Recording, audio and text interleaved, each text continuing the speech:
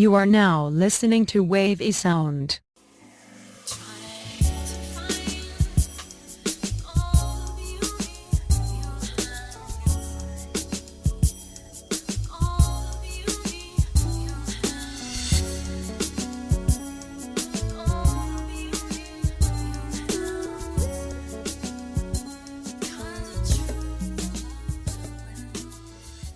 Welcome to another members only presentation of Versus Mike History. I'm your host, Michael History. And today we have Andre Uncut in the building. What Welcome, up? What sir. up, everybody? What up?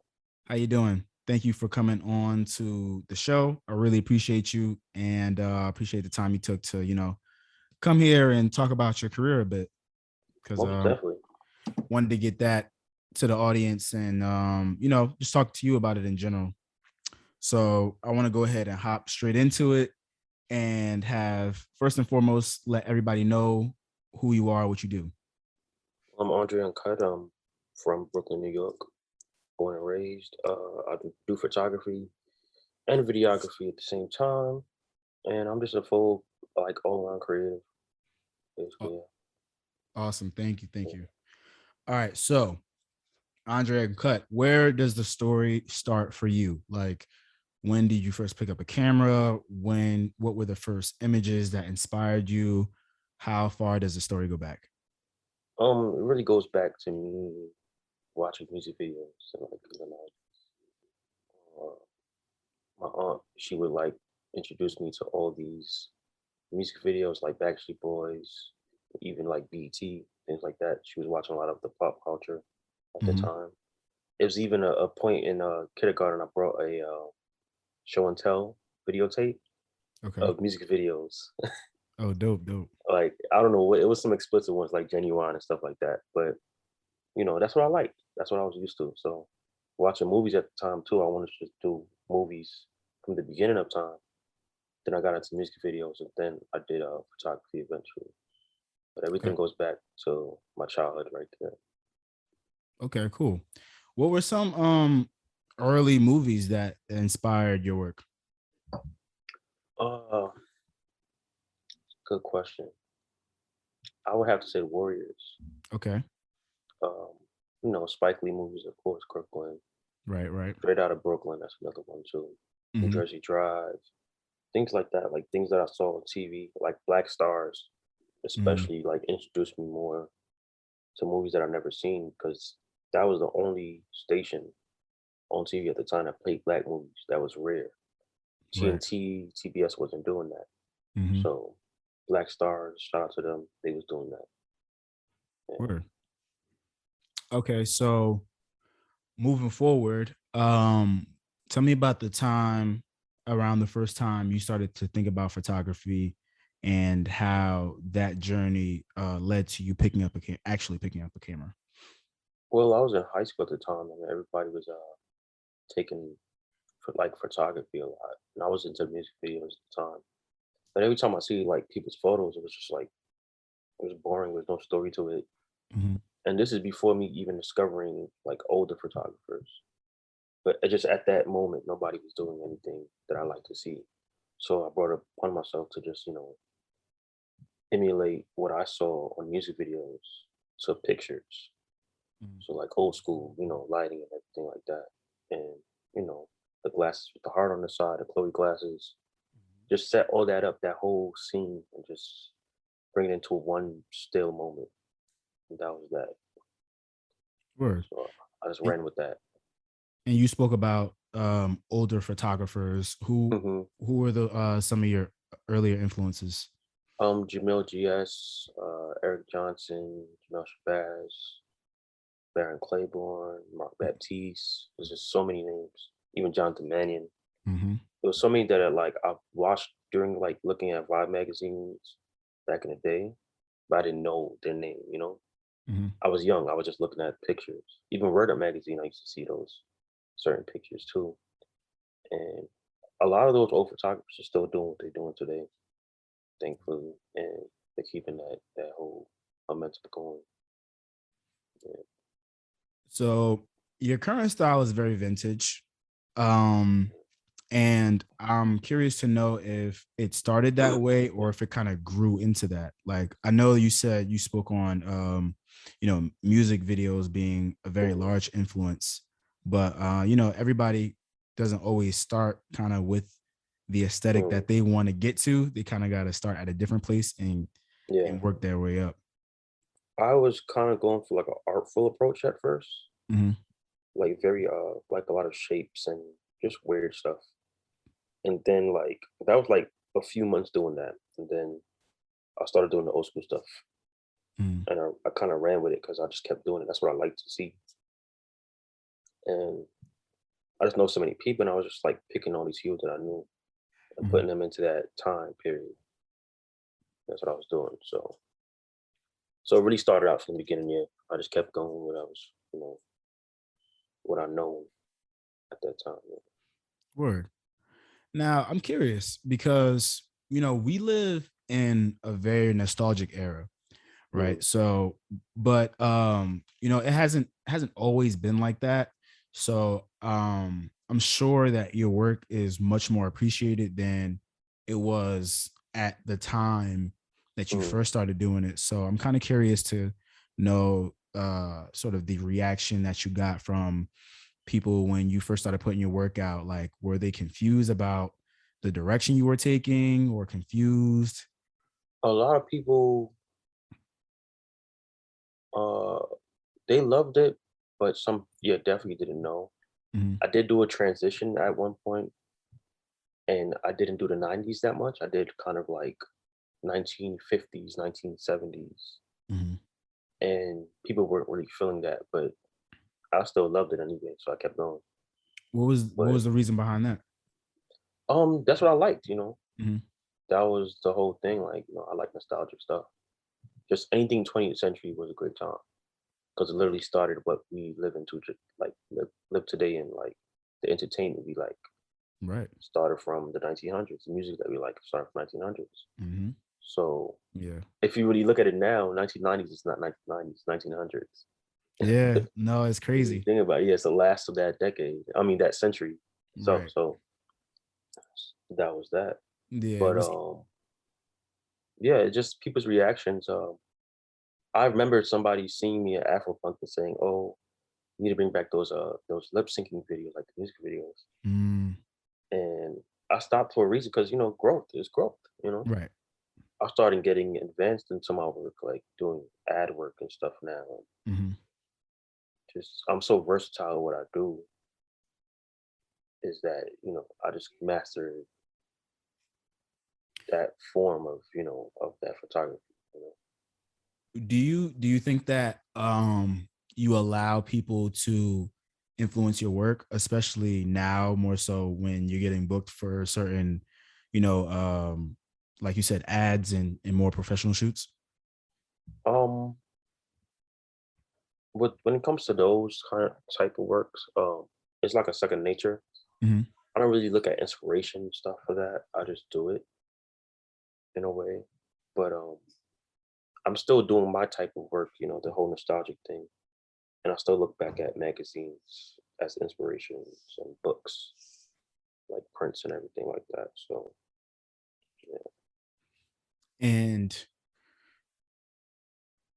you like your style is very specific.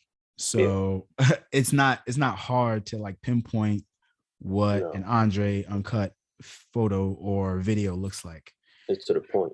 How how do you combat people out there who might be inspired by what you're doing? I'm trying to put this nicely, but how Mhm. how do you combat like people who might be inspired by what you're doing and they try to like hop into that lane or whatever? Um, Like, with that is they can, be inspired and everything, but understanding is the main point of it. right, right. And if you don't understand what you're doing, you're gonna crash and burn. Hmm. You know what I'm saying? So you have to find your niche and keep to that. Find yourself with your work. You know what I'm saying? Just like rapping, Hmm. a rapper could, copy another rapper's flow, but eventually they'll find their flow after a while. Right. So yeah, I don't care for it. I just, as long as they understand what they're doing. Word. That's a good answer.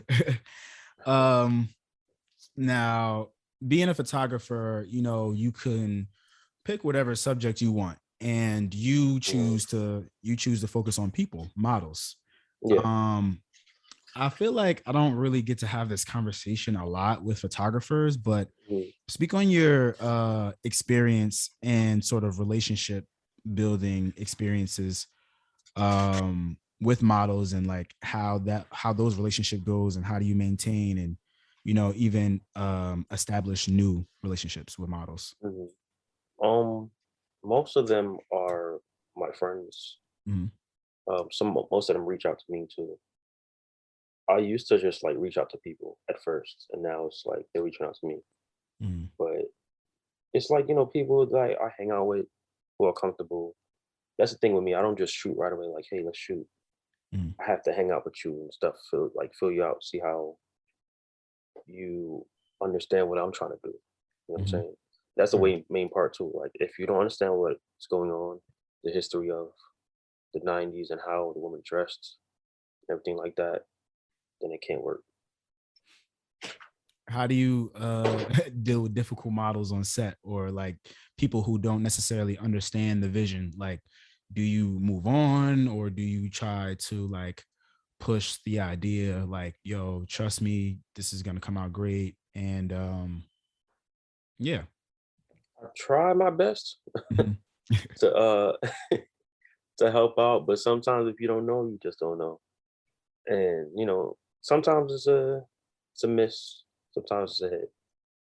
Um, but I try my best, honestly. Like, I guide them, direct them the best way I can, and sometimes it comes out great. Yeah, um Word. That's a good answer, good response. yeah, I know these um are short answers. no, you're good. No, I mean, like, honestly, like, I'm not like, Yeah, it doesn't bother me at all, because you getting straight to the point. yeah, Like, to the point. Yeah, like I'm not so gonna really like go in like no, I that's what completely it's understand. about. Like, yeah. No, I completely understand. It's it's all good. I'm just like, it's just interesting, because like, it's kind of like your work lives in its own world. Yeah, So I kind of like am just curious like what that world is like, and kind of just paint a picture for the audience of like what the world of Andre Uncut is like, in yeah, terms of fashion and events and things like this. What fills it up? yeah. Ask that again.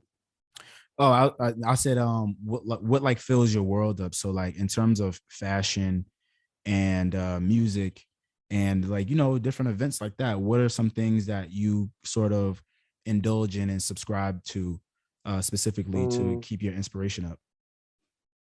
Honestly, music. Hmm. Music is the main point of what I do. When I listen to things, I get into that time period of what it is, and I vision it. A lot of even photos, or even see myself in that time. So, um, but yeah, a lot of events and stuff. I don't. That's just regular life for me. Word. It doesn't No, really inspire me. Life itself doesn't really inspire. Like I just live it. But when I get home and I listen to music, that's when I'm in my own world. So so you wouldn't really consider yourself a super collaborative artist. You work mostly on your own to create that vision on your own. most of the time, yes, I do collaborate with a few people a lot, the same models and things like that, because they just understand and they know what I want, and they know what that time period is about. If I tell them 99, they'll come right with the 99 vibe, you know. Or if it's 2003, they come with the 2003 vibe. Word. So that's how it is. Yeah, yeah. Can't Uh, really explain it. Yeah. what about your relationship with fashion? Because Hmm. you know, um, with your work, you have to move backwards in time. So it's Yeah. not just about catching, or developing an aesthetic specifically. You also have to make sure that they're wearing the things that Yeah. reflect the time That's period. that's that's all part of it. Knowing what was there at that time. Like, a jersey dress Mm-hmm. mixed with uptowns and stuff like, Mm-hmm. bubbles in the hair, pigtails. That was a look. Then compared to like, a club look, you had Manolos and Versace and Moschino and things like that. It was all around us in New York, especially in New York. We had Word. boosters, we had low life. Mm-hmm. Everybody was into fashion some way, somehow. So it was around you and you seen how to put it together. You didn't look in fashion books, you just seen it around you. That's a So fact. that was That is that. a fact. I didn't open a fashion book until I was an adult. Exactly, yeah. Like you looking at that, but you really looking around us about how the men wore the Versace shades with the Gucci Word. loafers and their suits and everything like that.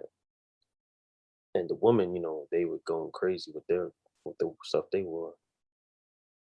Little Kim especially, big inspiration. Of But if it wasn't course. for Misa Hilton making her look, Word. it would have been. But even Little Kim, she knew how to dress because she was hanging around the boosters and stuff like that. Right. But Misa really took it up To the next notch. level. Yeah. Yeah. Not even looking at fashion books with her too. Like she just knew how to put it together because she's, Mm-hmm. she'd be around. Right.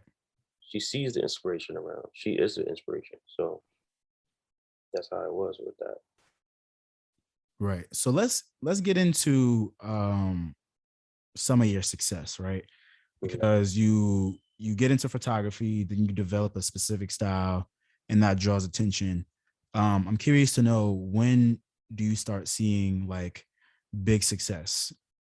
Because Um, I'm sure that you were like mhm. consistently booked for a while, and then there's always Yeah. going to be a major hit or a major break. And I'm kind of curious to know when that came along.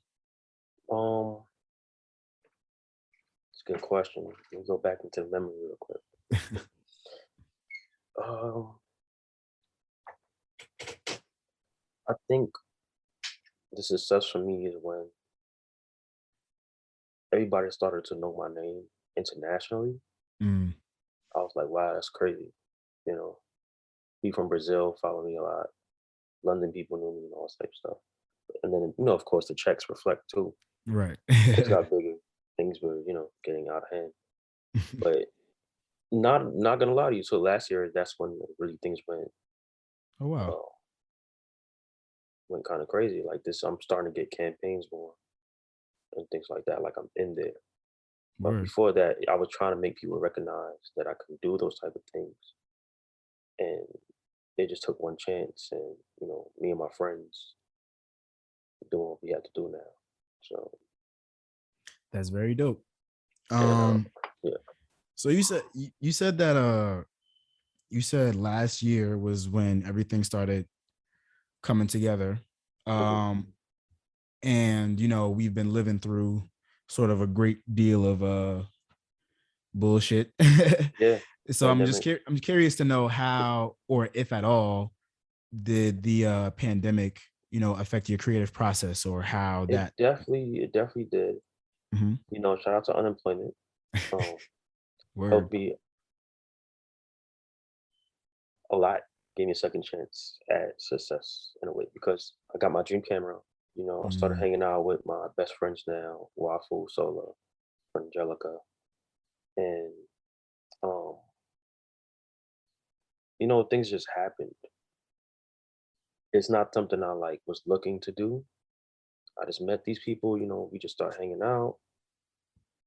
I got my camera right. I just started shooting the things that I wanted to shoot. Got backdrops done, everything like that. And the pandemic kind of isolated people, and it showed who really had talent, word. especially during the quarantine. Word. Who was really gonna come out and be creative, And it pushed a lot of companies to hire black people at that. That's And I've very true. noticed that because nobody was looking my way at all. I'll tell you that until 2021. That's when things changed. So you just got Okay. to keep going. That's what I kind of tell people. As many times I wanted to give up, but So I keep going at it for real. So what do as you become a larger influence in your field and in the industry in general, eventually you will come across people who are a little bit earlier in their journey. So I'm Mhm. curious to know what kind of advice you give to up and coming photographers, or even photographers that you may be like that you might end up working with directly. How do you guide those people? Um, I would have to say just find somebody to learn under and don't listen to what people say about your art. Just keep going. Word. Honestly, it's a lot of judgmental people out here too. They don't want to see you win, a lot of things like that. But just mind your business, honestly. Word. Just do what you got to do. Yeah. Even though if you don't have the money to, because Mike, I, Yeah. when I first met you, I didn't have no camera. Word. I don't know if you remember that. And That was a long time ago. yeah, it's a long time. I had no camera. I was trying to create, and I had Word. nothing to start out with. And you literally have to tell somebody how passionate you are, and things will just the blessings will come because you just have to call it to the universe Yeah. and When I just met learn you, them. when I met Hmm. you, I didn't even have podcasting on my mind. Like Yeah, that was like it was eons way ago. Yeah. word. Um that's dope though. Uh so what's this future mapped out for you? Because like I'm not like I have cameras and things like that. Hmm. I have experience taking pictures, but I wouldn't consider myself a professional photographer. So I'm curious to know, what does the career of a photographer look like in terms of a successful career rather? Um, I'm looking to get into.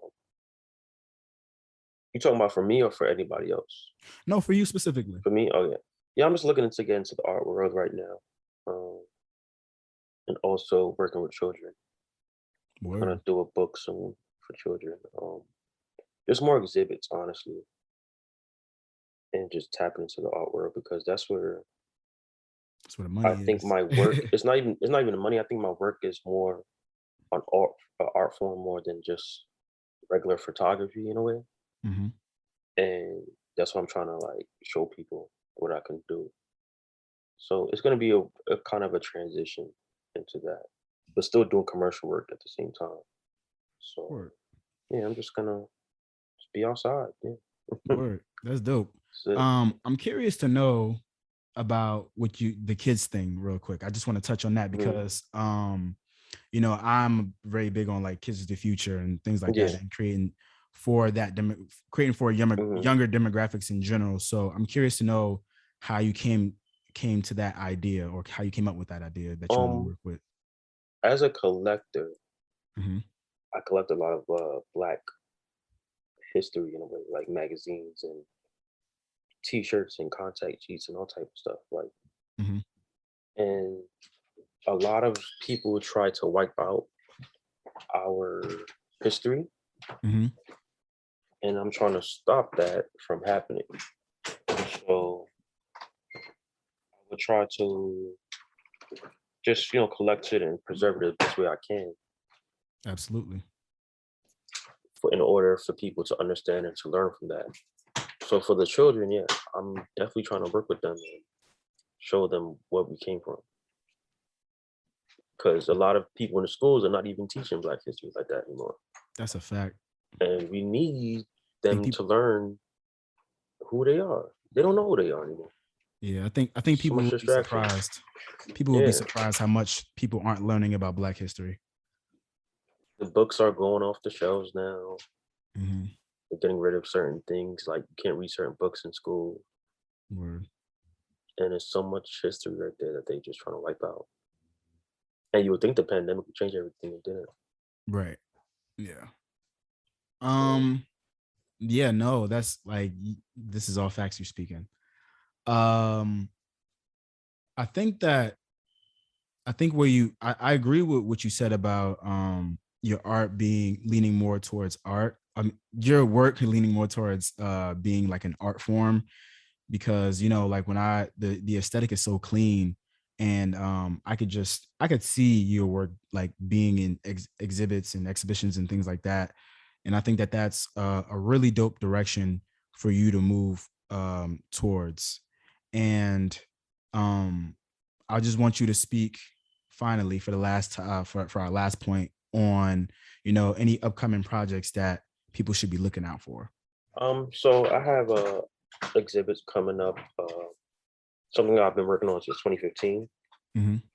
It's a hair project about 50 Black women with 50 different hairstyles and their relationship with their hair. Mm-hmm. So I have that coming up, and also the book for children, um, and just much more. I don't know. It's other surprises. I'm not gonna say much, but yeah, Word. but Understandable. definitely doing a lot right now. Hopefully more, and yeah, I'm just out here in New York. That's where it's all at. So I'm gonna do. So definitely encourage people to just do what you got to do and don't think about it. Word. It's all about doing and not thinking. Definitely. It's all about doing. All right, brother. I appreciate you coming on to the show to speak your mind a bit. I'm gonna go ahead and let you get out of here. But first, how about you plug your socials and anything else Definitely. you would like people to find you at? You can follow me at Andre Uncut and DREUNCUT, and also Twitter. I have a Twitter that I made for history purposes. It's called After School 90.